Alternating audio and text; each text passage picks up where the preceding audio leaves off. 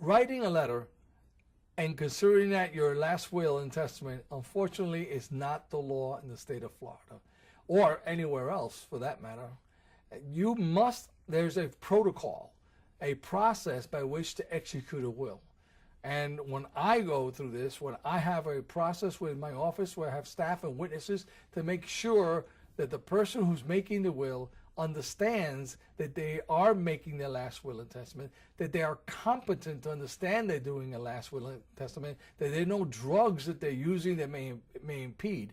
And the reason I go through the entire protocol in front of witnesses is because sometimes wills are challenged.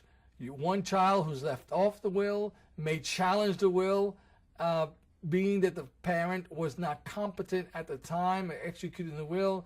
They would have left me money that was undue influence by the other child or a second mother, because there's often marriages of second marriages and so forth. And so there are challenges to the will by some people who do not feel comfortable with how the money was distributed or the assets of the estate were distributed during that period of time. So therefore, in order to avoid the problem of questioning of the testator, the person who's making the will, in their competency, there's a process.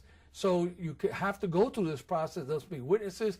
There's the number of witnesses must be notarized. If you just writing a letter will not get you what you need to do. You must have a whole process, a protocol done on the state law in order to ensure that your wishes are done when you pass.